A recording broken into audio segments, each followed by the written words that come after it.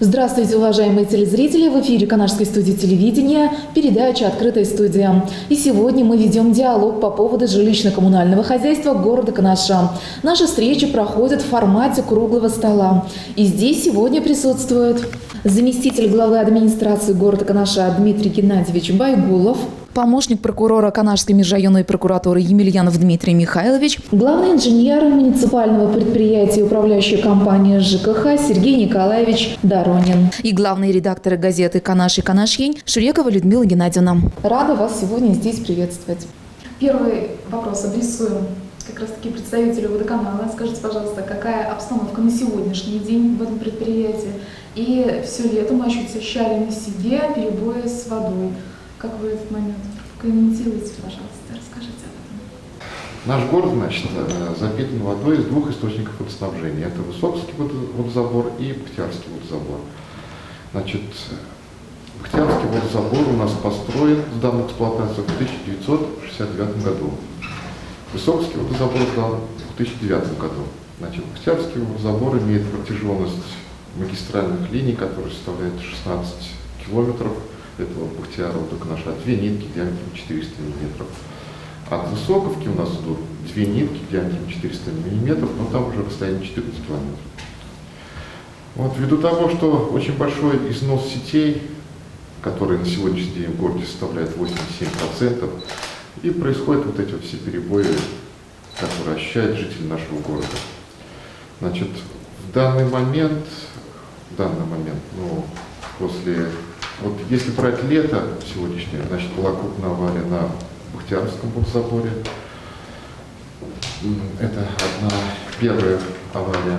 Потом, авария была на магистрали в районе улицы машиностроителей, которым тоже пришлось потратить очень много сил и компенсировать эти потери, которые понес город.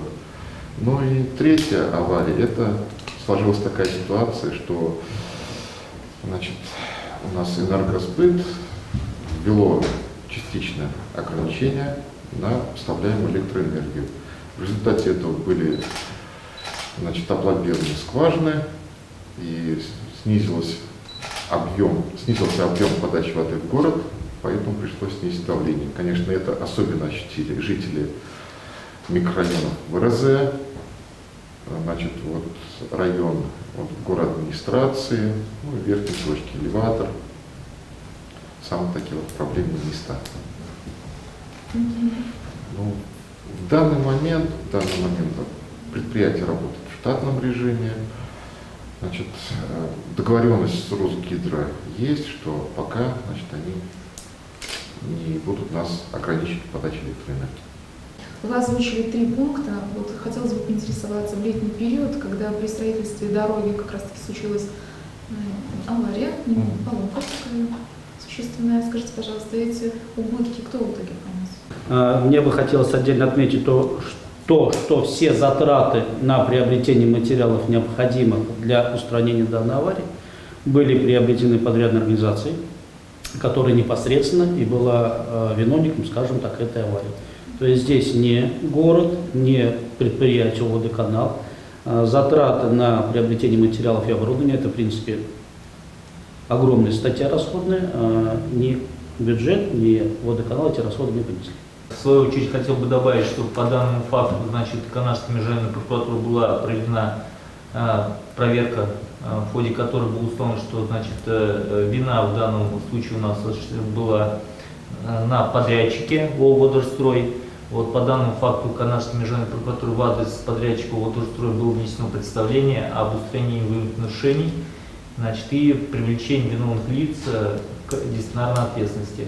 Кроме того, рассматривался вопрос о привлечении юридического лица ООО-Водострой к административной ответственности по статье 7.7 Кодекса об административных правонарушениях. Так. Со своей стороны, то есть мы меры какие приняли по выявленным нами нарушениям. Здесь отдельно хотелось бы отметить факт и поблагодарить те предприятия, которые оказали нам помощь и содействие именно в организации подвоза воды. Ведь многие микрорайоны, как указал Сергей Михайлович, они в течение долгого времени оставались без воды. до 6 единиц техники, специализированной техники, включая та техника, которая имеется непосредственно в собственности водоканала, она тоже была задействована в этих работах. Но многие оказали помощь, те предприятия, у которых эта техника имеется в наличии, подвоз воды, в принципе, был осуществлен в самые больные районы, в самые больные точки. В первую очередь, конечно, это были садики, наши школы и, конечно же, те районы города, которые вот в данном периоде оставались без воды. БАМ, западный микрорайон, в первую очередь. Какова же судьба в итоге предприятия? Некогда обанкрочено, теперь? В первую очередь ложится ответственность на администрацию, потому что еженедельные планерки главы администрации, я вам скажу по секрету, по вопросам жилищно-коммунального хозяйства, Владислав Васильевич всегда начинает именно с этого, самого больного момента для города. Мы ведь понимаем, что вот о водоканал, его канал-сеть, которым сегодня имущество города передано по концессионному соглашению, ну, скажем так, находится, мягко говоря, не в очень хорошем финансовом состоянии. Поэтому первая задача перед городом, которая стоит, мы это озвучиваем, наверное, все-таки, учитывая то, что концессионные соглашения по обоим предприятиям уже в этом году истекли, создать предприятие муниципальной собственности, как мы говорим, муниципально-унитарные предприятия, для того, чтобы наше имущество передать этим предприятиям в рамках хозяйствования, для того, чтобы осуществлять деятельность дальше. Можно сказать, начинать деятельность с нуля. Конечно, в идеале, в рамках сегодняшних ситуаций более эффективно передавать имущество в рамках концессионного соглашения, для того, чтобы эту тяжелую сферу жилищно-коммунального хозяйства привлечь инвестора. Мы такую попытку, скажу честно, делали. Мы и глава администрации много раз встречался с теми деловыми кругами города, которых вполне возможно возникло бы желание взять в концессию это имущество и работать в сфере жилищно-коммунального хозяйства. Но многие, изучив ситуацию более плотно, узнав техническое состояние наших инженерных сетей, нашего оборудования, просто, скажем, мягко отказывались от дальнейшего сотрудничества с администрацией и, поняв в определенный момент, что мы просто не сможем найти концессионера, ведь вот даже по нашим примерным подсчетам совместно с водоканалом, только по водоканалу, для того, чтобы более-менее привести сети в порядок, мы вышли на сумму около 125 миллионов. Это только для того, чтобы сети привести в порядок. Мало кто сегодня готов, наверное, пожертвовать такими деньгами для того, чтобы несколько лет это имущество эксплуатировать, а концессионерам мы все прекрасно понимаем, задача концессионера в итоге все-таки получить какую-то прибыль, а не просто так работать. Поэтому мы не видим для себя и в будущем развитии города другого пути, как на сегодня день создания муниципальных предприятий. Передача имущества водоканала и канал сети в хозяйственное ведение этих предприятий, утверждение тарифа, очень больной вопрос, очень сложный вопрос. Здесь я хочу отдельно отметить то, что данный вопрос находится на контроле прокуратуры. Они еженедельно нас собирают, мы это очень плотно обсуждаем. То есть никто не позволит сегодня просто так взять и поднять тарифы. Поэтому задача администрации не просто рассмотреть и донести жителям необходимость поднятия тарифа по воде и водоотведению, но и найти какие-то скрытые ресурсы на самом предприятии. Как бы больно для населения это не было, как бы, может быть, некоторые негативно это не встречали, но поднять тариф в городе Канаш – это наша первая необходимость. Донести до жителей города, что без этих мероприятий, без этого решения наше существование дальнейшего предприятия водоканала будет, какой бы форму, собственно, оно не имело, но будет под большим вопросом. В 2016 году, значит, в тариф плановая сумма электроэнергии была заложена 18 миллионов 624 тысячи рублей. А на самом деле фактически израсходовано 22 миллиона 704. То есть разница составила 4 миллиона 79 тысяч рублей. Это, представляете, 4 миллиона за электроэнергию, то, что в тариф не заложено на электроэнергию, получилось, это израсходовало предприятие из своих собственных средств. Поэтому нужен экономически обоснованный тариф для того, чтобы мы могли рассчитываться и за электроэнергию, соответственно, и новые трубы закладывать в городе, и проводить реконструкцию наших сетей, насосных станций. Помним лето, да, когда трубу раскорежили, огромное количество воды утекло во враг, то есть оборудование, которое работало у вас, потребляло электроэнергию, но потребитель эту воду не получил. Это все, значит, уходит на потери предприятия. То есть предприятие, мы закладываем как раз потери, у нас 15-60% потери предприятия, то есть как раз это на износ сетей, то есть утечки, вот это все включено, вот эти потери. У нас ведь каждый потребитель оплачивает в соответствии с показателями индивидуальных приборов учета. Да? То есть, конечно, вот это убытки предприятия. Вот это то, о чем говорит Сергей Михайлович, это дополнительный расход электроэнергии, который потратили, да, на получение этой воды. Ведь мы же воду не качаем, как многие с водохранилища или цивиля. Вы поймите, мы поднимаем ее с глубины 80 метров. В Ятиковском районе, например, если брать, если Бахтияровский водозабор брать, 2 ступени подъема воды, помимо глубинных насосов, эту воду еще до города донести надо. Если мы хотим работать, мы должны учитывать все, в том числе и начинать нашу инвестиционную деятельность. Если мы изо дня в день берем наши трубы и просто грубо латаем заплатки, как вот до перекрестка с Чернышевской и Московской улицы, да? Где разница? Московская разница. Мы там за год, я на своей памяти помню, один и тот же участок копали 7 раз. Но что мешает предприятию заменить участок трубы в 100 метров и не копать вот это 7 раз? Конечно, это не дело. Нельзя так работать. К сожалению, предприятие копает раскрывает свои коммуникации, достает их, латает, чинит, насколько это возможно. Ну, поэтому потом все это благополучно землей присыпается, и, к сожалению, испорченный асфальт, тротуар у нас, к сожалению, остается в том же состоянии. Этот вопрос давайте тоже затронем. Как же с этим быть? Возле садиков, возле школ, тротуары перекопаны. У нас сейчас очень хорошая подрядная организация в городе работает, это транспортник, с которыми у нас очень дружеские отношения, и которые буквально вот, выезжаем на место, смотрим, ага, вот такие замечания. Вот с Дмитрием Геннадьевичем вчера на улице машиностроителей к 7-й школе выезжали. По 30 лет Победы, 83-й дом выезжали, сделали они асфальт.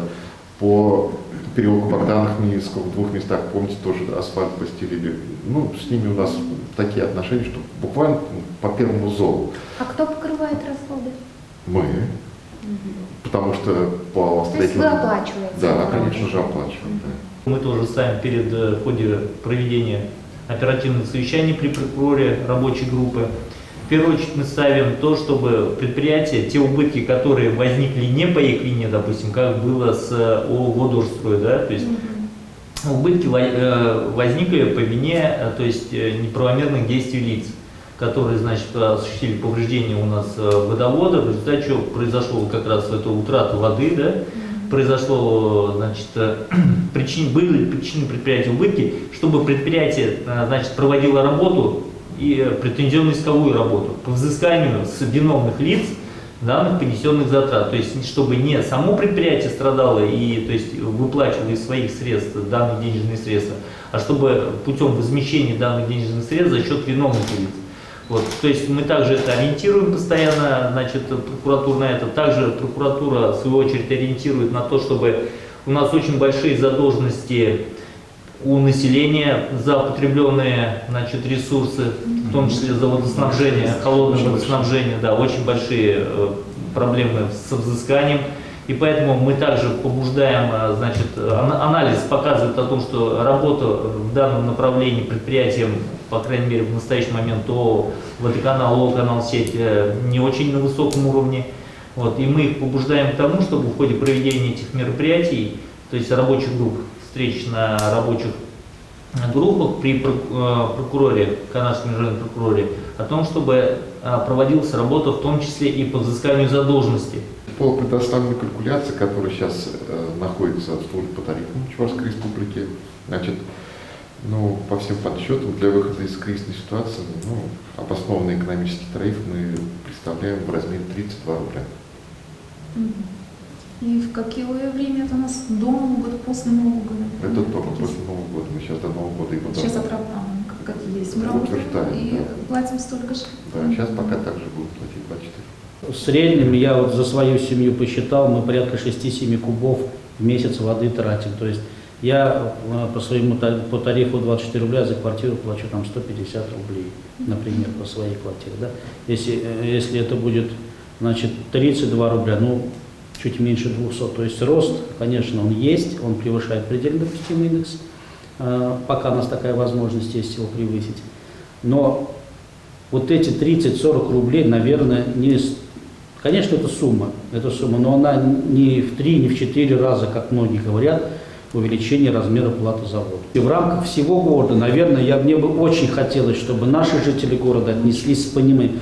Пускай лучше я сегодня немножко больше заплачу, но буду уверен в том, что как минимум это предприятие будет работать. Что как минимум я в ближайшие свои годы буду получать нормальную питьевую воду в свою квартиру. Иначе действительно судьба этого предприятия просто будет под вопросом.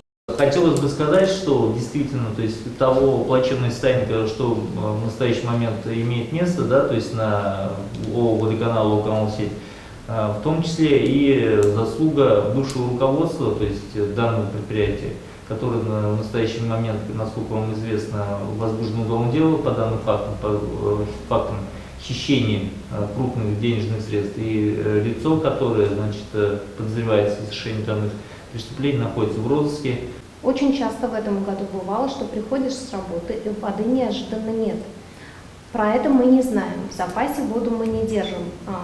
Об этом говорят огромное количество постов в соцсетях гневных. Как у вас информирование?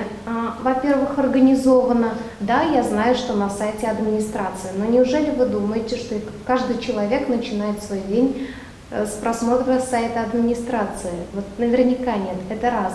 И во-вторых, насколько нам ожидать еще подобное отключение? Действительно больно, потому что соцсети пестрят в наш адрес с грозными обвинениями, и скажу, наверное, честно, отчасти люди правы.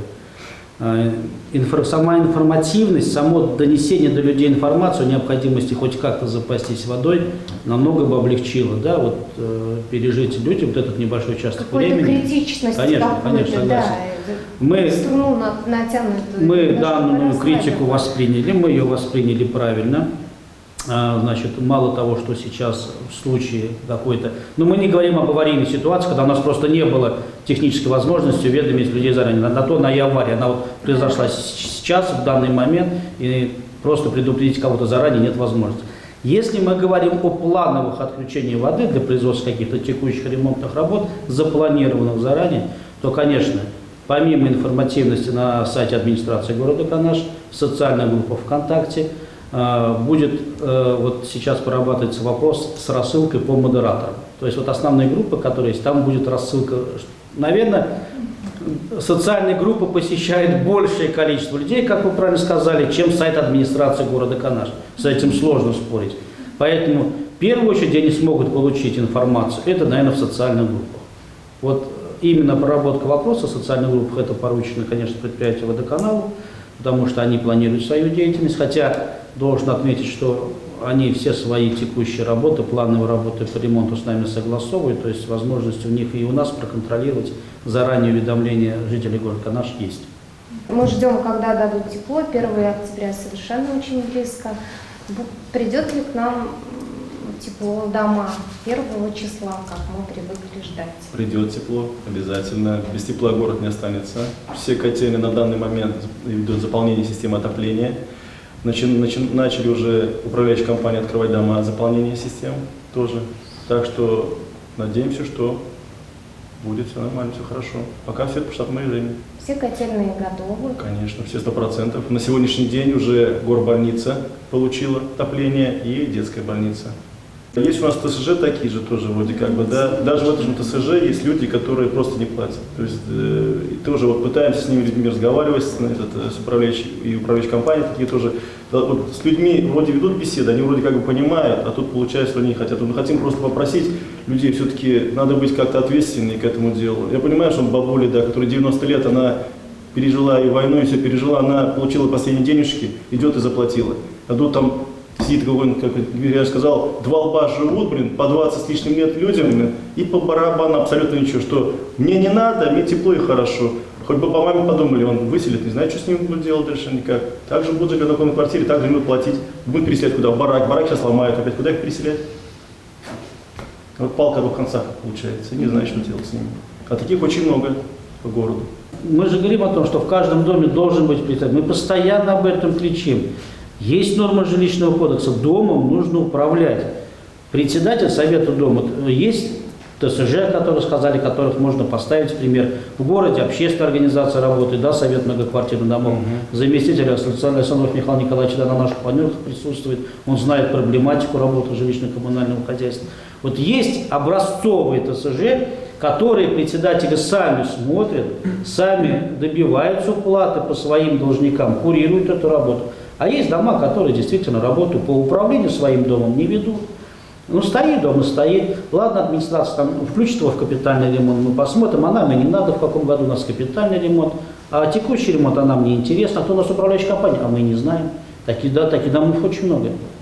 Вот здесь тоже проблема. Если будут в каждом доме председателем, они будут работать.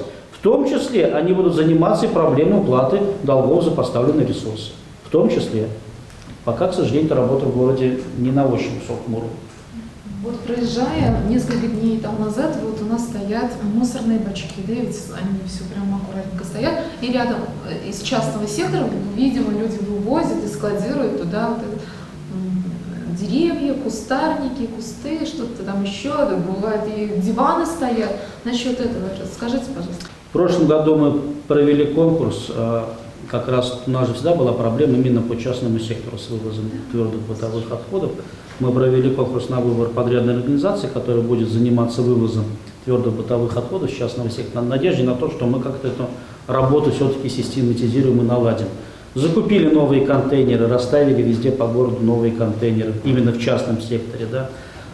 Значит, то предприятие опубликовало договор оферты. Мы надеялись, что увидев работу, которая делается по вывозу твердых бытовых отходов, это новые контейнеры, автомобиль, который постоянно возит, у людей проснется сознание, и все-таки они заключат договор, и 100 рублей в месяц за вывоз твердых бытовых отходов будут платить. Это небольшие деньги, я считаю. 100 рублей в месяц. Вот если вы живете в квартире, там, грубо говоря, площадью 50 квадратных метров, вы уплачиваете, ну, я утрирую, я не знаю, наверное, у каждого свои квартиры. Вы уплачиваете 2 рубля 40 копеек с квадратного метра за вывоз твердых бытовых отходов, у вас это 100 рублей превышает. А это жители частного сектора, индивидуальный жилой дом. И когда я слышу от многих из них, что мы весь мусор сжигаем в печке и закапываем в земле, я глубоко в этом сомневаюсь. Я не поднимаю вопрос, что это нарушение экологического законодательства, я сейчас это не касаюсь. Но даже это, наверное, это просто лукавство, скажем так, мягко. Поэтому заплатить 100 рублей за вывоз мусора в месяц, я думаю, собственники индивидуальных жилых домов стоят. Но мы, к сожалению, не увидели вот ответные реакции наших жителей на ту работу, которую администрация проделала. Фактически мы также сейчас и вывозим мусор за счет там дополнительно привлекаемых средств. Сегодня жители также продолжают не платить частного сектора. Единственное, я скажу, что вот то новшество жилищного законодательства, 89-й федеральный закон об отходах, в связи с введением в действие единого регионального оператора, да, вот на последнем совещании Минстроя мы все-таки услышали дату, пока предварительно, что с 1 декабря единый региональный оператор начинает работу на территории Чувашской республики. В таком случае вот эти все полномочия по сбору, транспортировке и утилизации твердых бытовых отходов на территории республики перейдут в ведение субъекта. Этим будет заниматься единый региональный оператор. Здесь, может быть, с муниципалитетом, муниципалитет маленько легче вздохнет. А вот то, что вы затронули вопрос по вывозу веток, работа должна быть выстроена следующим. Есть негабаритный мусор, как мы его просто упрощенно называем. Он образовался, дается заявка в организацию, которая ответственна за вывоз негабаритного мусора. Оплачивается, приезжает техника, грузит, увозит. Порядок очень прост, но, к сожалению, он не работает. Здесь я должен признать, проще что привезти, оставить в городе. Проще привезти, оставить, пускай кто-то другой этим занимается, не только жители города. Сегодня, к сожалению, должен констатировать, вот, что на днях выезжали совместно с Роспотребнадзором. Вера Михайловна лично принимает всегда в этом участие, и вот ей тоже хочу сказать слова благодарности, потому что она курирует эти, она нам не дает расслабиться в этом вопросе никогда, всегда держит на тонусе. Мы ломаем бараки, которых людей переселили в новые квартиры. На месте этих бараков, к сожалению, люди образовывают несанкционированную свалку. Одна из таких проблемных точек – это городское кладбище при выезде из города. Мы туда закупили видеокамеру, установили видеонаблюдение в надежде на то, что не каждый, наверное, житель захочет увидеть, как он идет, выкидывает мусор, занимается, скажем так, небольшим административным правонарушением. Мы думали, это будет иметь эффект. Вы знаете, одевает капюшон, опускает голову, бросают мусор вдоль дороги и возвращаются в свои дома. Не хотят люди. А может, эти кадры где-то протранслируются? В сетях также, может, куски? Мы об этом речь ведем. Небольшой такой видеоролик мы уже один опубликовали. Он и на сайте, если вы помните, была администрация опубликован этот ролик. Сейчас готовится второй. Я вам должен сказать, что после опубликования первого ролика количество посетителей данных несанкционированных мест, оно значительно омолодилось. То есть взрослые отправляют своих детей. Вот здесь на самом деле очень страшно, потому что мы с малых лет детям своим прививаем. Если сами родители уже стесняются попасть под видеонаблюдение, да, то вроде бы а дети, они же впитывают, они как губка. И, соответственно, при достижении определенного возраста будет очень тяжело что-то в нем поменять. Вот это самое страшное. Я говорю, как видеонаблюдение установили, возраст этих нарушителей омолодился на порядок. Сам живу сейчас в секторе на Лизы Чайкиной, у нас на Карла Маркса мусорки стоят. Вот. Раньше, я помню, была у нас компания ПЭК такая работала, да, вроде тоже договор составили. Вот если у нас улица все добропорядочные, мы все приходим, все туда складываем, нормально, аккуратно.